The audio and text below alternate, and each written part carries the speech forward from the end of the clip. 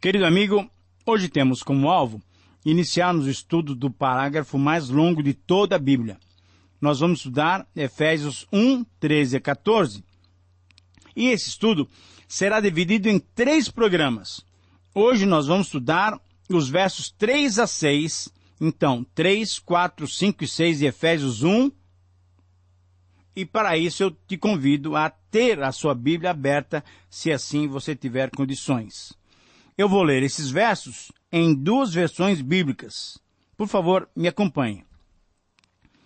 Bendito Deus e Pai do nosso Senhor Jesus Cristo, que nos tem abençoado com toda sorte de bênçãos espirituais nas regiões celestiais em Cristo, assim como nos escolheu nele, antes da fundação do mundo, para sermos santos e irrepreensíveis perante ele, e em amor nos predestinou para ele, para a adoção de filhos, por meio de Jesus Cristo, segundo o beneplácito da sua vontade, para louvor da glória da sua graça, que ele nos concedeu gratuitamente no amado. E ainda eu quero ler esse mesmo texto numa outra versão bíblica. Agradecemos ao Deus e Pai do nosso Senhor Jesus Cristo, pois ele nos tem abençoado por estarmos unidos com Cristo, dando-nos todos os dons espirituais do mundo celestial. Antes da criação do mundo, Deus já havia nos escolhido para sermos dele por meio da nossa união com Cristo, a fim de pertencermos somente a Deus e nos apresentarmos diante dele sem culpa. Por causa do seu amor por nós, Deus já havia resolvido que nos tornaria seus filhos por meio de Jesus Cristo, pois esse era o seu prazer e sua vontade. Portanto, louvemos a Deus por sua gloriosa graça que ele nos deu gratuitamente por meio do seu querido Filho. Querido amigo, quando nós olhamos para esses versículos e para todo o parágrafo de 3 até 14, o título que eu queria sugerir para você é o seguinte: Louvor pelas bênçãos divinas para os cristãos. Louvor para as bênçãos divinas para os cristãos. E em Efésios 1, 3 a 6, que é o nosso texto de hoje, esse texto nos conduz a uma parte dessas bênçãos, que nós vamos ver que são originadas em Deus. No grego original, esses 12 versículos formam uma única sentença gramatical e ela, porque não tem nem ponto nem vírgula, realmente é uma sentença complexa. Não há pausa nem para tomar fôlego. Esse tempinho que eu dei agora, que é uma pausa, lá não houve. Paulo estava tão empolgado que foi falando direto. Agora eu gostaria que você me acompanhasse nessa imaginação. Imagine Paulo em sua prisão na cidade de Roma, algemado a um soldado. Ele estava numa casa alugada por ele mesmo. Provavelmente esse soldado ainda não era cristão. E ele está ditando essa carta ao seu amanuense, ao seu secretário. E estavam com Paulo nessa primeira prisão, na sua casa alugada, pelo menos outros 10 cristãos, como nós vemos em vários textos bíblicos. Eu apenas vou mencionar o nome deles, porque mencionar todos os textos, nós teríamos muito tempo ocupado com esse detalhe. Mas nós temos ali junto com Paulo Lucas, Timóteo, Tíquico, Epafrodito, aquele que tinha vindo da igreja dos Filipenses, Onésimo, que logo seria devolvido para o seu senhor Filemão. Tínhamos também um homem chamado Aristarco, que era um cristão judeu. Tínhamos o João Marcos, aquele que tinha desistido da primeira viagem missionária, e ele tinha viajado com Barnabé, enquanto Paulo tinha seguido viagem com Silas. Você deve se lembrar dele.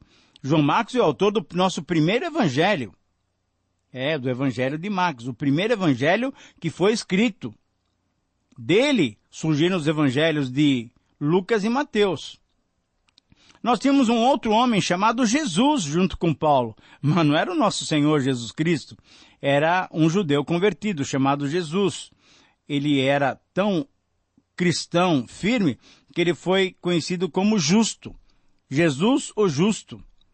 Tínhamos também Epáfras, que foi aquele que iniciou a igreja dos Colossenses, e tínhamos Demas também, que provavelmente é aquele que Paulo cita em 2 Timóteo, que tinha deixado o mundo tomar conta do seu coração, abandonando o cristianismo e voltado para o mundo. Na verdade, o que nós podemos imaginar era uma casa, nessa casa-prisão, uma casa assim, na verdade, que era um pequeno grupo. Um grupo de cristãos que se amavam, que juntos estudavam a palavra de Deus. E nesse meio ambiente, Paulo sentiu que o Espírito Santo conduzia para escrever as 4 cartas da prisão, que nós já falamos nos 2 programas iniciais. Você se lembra quais são? Efésios, Colossenses, a carta para o hospedeiro da igreja de Colossos, que era Filemão, e também a carta para os Filipenses. São 4 cartas da prisão. Então, imagine só aquela reunião de irmãos tão agradável, tão saudável, cantando, louvando a Deus, estudando a Bíblia.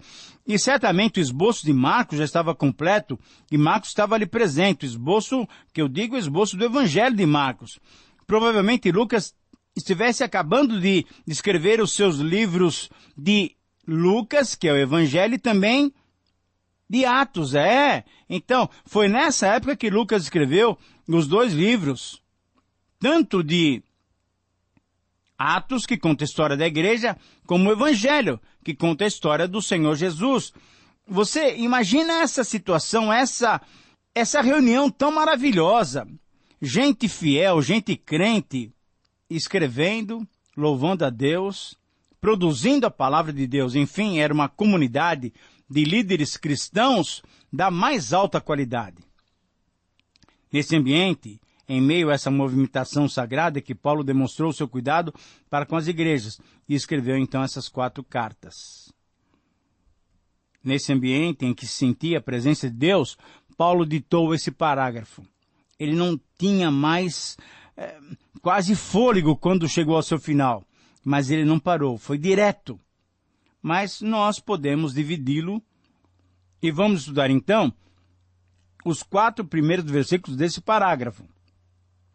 Entenda bem, não são os 4 primeiros versículos de Efésios, nós já estudamos o versículo 1 e 2. Agora, os 4 primeiros versículos desse parágrafo são versículo 3, 4, 5 e 6. Na verdade, esses versos têm sido chamados de um grande portal, um maravilhoso hino de amor, um maravilhoso hino de louvor a Deus. Na verdade, um louvor a Deus Pai, ao Senhor Jesus Cristo Filho e ao Espírito Santo. Todo o parágrafo constitui-se de um hino cristológico, e nós já temos visto em outras situações, por exemplo, em Filipenses 2, 5 a 11, Colossenses 1, 13 a 20, são outros hinos que aparecem nas cartas. Isso quer dizer que a igreja primitiva já cantava a sua fé como expressão de louvor e adoração bem antes de formular a sua confissão por escrito e bem antes do cânon das escrituras do Novo Testamento ter sido composto e completo. Muito bem, nesse parágrafo encontramos uma referência deliberada à Trindade, que, embora ainda não fosse uma doutrina elaborada e estudada, era uma realidade experimentada no cotidiano. Esse hino destaca a obra de Deus, nos versos 3 a 6, que nós vamos estudar hoje, a obra de Jesus Cristo, nos versos 7 a 12, próximo programa, e ainda no próximo programa, nós vamos estudar os versículos 13 a 14, uma obra do Espírito Santo. Na verdade, nós vamos ver que toda a Trindade age em nosso favor. Temos sempre que lembrar, e essa é uma verdade irrefutável, as obras de Deus não são frutos do acaso. Elas são planejadas, objetivas e propositais. Tem um propósito. Nessas ações divinas feitas em favor dos cristãos, a origem das bênçãos é de Deus Pai. A esfera das bênçãos em Cristo Jesus. A natureza das bênçãos é do Espírito Santo. Por quê? Porque são bênçãos espirituais. Podemos ver nesse parágrafo singular uma estrutura da Trindade. O Pai elegendo, o Filho redimindo e o Espírito Santo selando. E ainda nessa divisão, percebemos um aspecto cronológico. O Pai agindo no passado, desde a eternidade.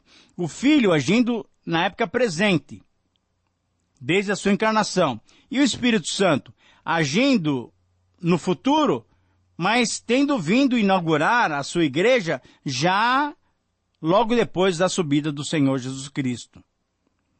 Mas além de serem planejadas e objetivas, dizemos também que as ações da Trindade são propositais, isso é, elas têm um propósito, uma razão de ser, e a razão de ser dessas bênçãos é para o louvor da glória de Deus. Esse detalhe se observa no tom de louvor, no tom de adoração. Veja bem, bendito Deus e Pai do nosso Senhor Jesus Cristo. Isso é um hino de louvor.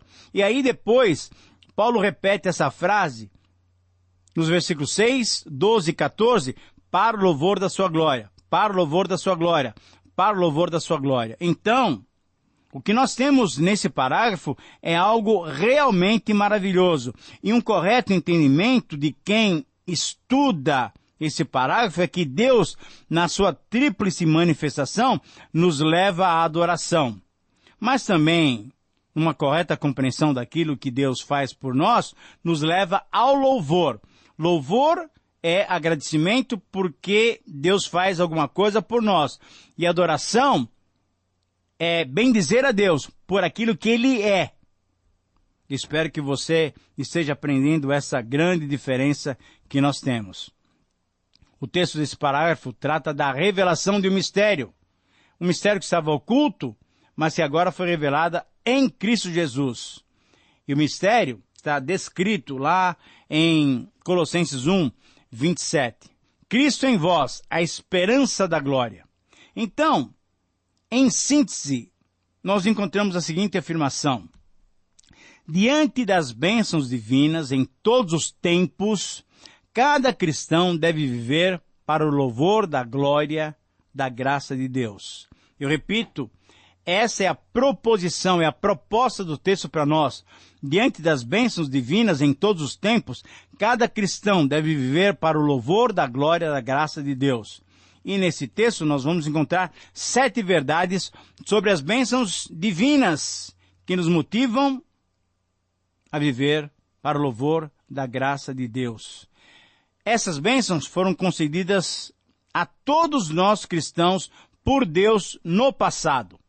Então, em cada um desses programas, nós vamos nos ocupar com uma etapa das bênçãos que nos foram dadas. No programa de hoje, nós vamos refletir sobre as bênçãos localizadas no passado. Essas bênçãos nos foram dadas pelo Pai. Eu queria também dizer, antes de nós iniciarmos o estudo do texto, depois dessa introdução, é que essa introdução toda, e eu sei que muitos pedirão para nós até repetir várias desses conceitos, dessas verdades, eu vou repetir essas verdades da introdução mais 2 vezes em cada um dos 2 programas que virão a seguir.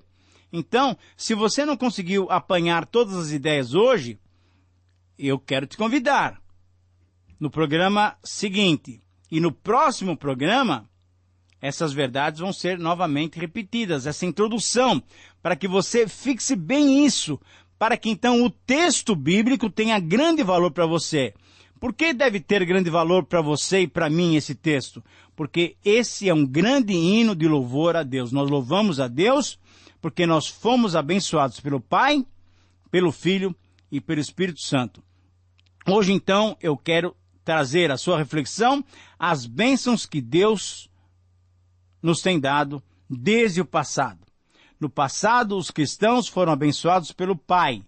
O Pai nos abençoou, em primeiro lugar, com toda a sorte de bênçãos espirituais. Versículo 3. A bênção espiritual, isso é, a bênção que vem do Espírito Santo, significa que nos tornou benditos. Deus nos abençoou, isso é, Ele nos tornou benditos. Que bênção, querido amigo, isso é Deus que faz por nós. E há um contraste com as bênçãos do Antigo Testamento, que eram em grande medida bênçãos materiais, uma boa colheita, abundância de gado, uma abundância de ovelhas, fruto na vide, fruto na oliveira, liderança das nações. As bênçãos materiais não são dadas obrigatoriamente. Podem ou não ocorrer. Por exemplo, pode haver chuva para que a semente germine, mas pode haver seca, e aí não haverá colheita. Mas as bênçãos materiais do Antigo Testamento eram destinadas para o povo de Israel. Agora, as bênçãos materiais do Novo Testamento são alimentação, moradia, e as demais coisas nos serão acrescentadas, se nós buscarmos em primeiro lugar o reino de Deus. Você deve se lembrar de Mateus 6,33. Agora, as bênçãos espirituais do Novo Testamento, essas são maravilhosas, essas não têm fim, porque são a lei de Deus escrita no nosso coração, no meu coração, no seu coração. É o conhecimento pessoal de Deus, é o perdão dos pecados, é a presença e a direção do Espírito Santo em nossas vidas. Querido amigo, a bênção espiritual é a capacidade de vivermos acima das coisas passageiras da vida, não permitindo que elas nos afetem, que elas nos entristeçam, que elas nos abatam. Não! Que elas nos façam viver sem graça, isso é. A bênção espiritual te dá a condição de você não viver uma vida desgraçada. Me perdoe a palavra, mas é exatamente isso. O que é uma pessoa desgraçada? É uma pessoa que não usufrui da graça de Deus. Querido amigo, essas são bênçãos espirituais nas regiões celestiais em Cristo Jesus. Em segundo lugar, o Pai nos abençoou com bênçãos nas regiões celestiais, exatamente. Esse é o detalhe. Só em Efésios essa expressão acontece por 5 vezes. Em 1:3, agora como estamos estudando, em 1:20 aparece essa expressão, em 2:6, 3:10 e 6:12. Regiões celestiais é o lugar em que nós já estamos. Não é um lugar geográfico, é o mundo invisível da realidade espiritual. Bênção espiritual só pode nos levar para um outro plano, lugares celestiais, lugares espirituais. É onde a igreja, a nova sociedade, proclama a multiforme sabedoria de Deus, conforme nós vamos estudar lá em 3:10. Mas é onde Cristo reina supremo, e nós já reinamos com Ele em posição. Querido amigo, nós reinamos com Cristo porque já morremos com Cristo. E uma vez que já morremos, já não estamos mais sujeitos aos legalismos dos homens. E uma vez que já ressuscitamos, buscamos as coisas lá do alto. Em terceiro lugar, o Pai nos abençoou antes da fundação do mundo. Veja o versículo 4. Na eternidade, antes da fundação do mundo, Deus formulou um propósito na sua mente. E a sua decisão, então, se deu no passado, de um modo absoluto. Antes de você existir, antes de eu existir, antes de existirmos, para que nenhum mérito fosse nosso. Mesmo ainda quando não existimos, o Pai resolveu tornar-nos seus filhos através da redenção que nos concedeu em Cristo. Isso é, através da adoção. Tudo isso pela graça de Deus no amado. Em quarto lugar, Deus nos abençoou através da sua escolha. Querido amigo, esse propósito envolvia planos em relação a Cristo e em relação a nós. Ele nos escolheu não para oferecer sacrifícios, pois Cristo já tinha sido oferecido desde a eternidade também. A escolha, o chamamento para sermos santos e irrepreensíveis porque éramos ímpios e culpados. A única evidência do chamado da eleição é uma vida santa, separada, pura, irrepreensível. Por isso é que somos chamados para sermos santos e irrepreensíveis. Em quinto lugar, Deus nos abençoou através da predestinação. Versículo 5.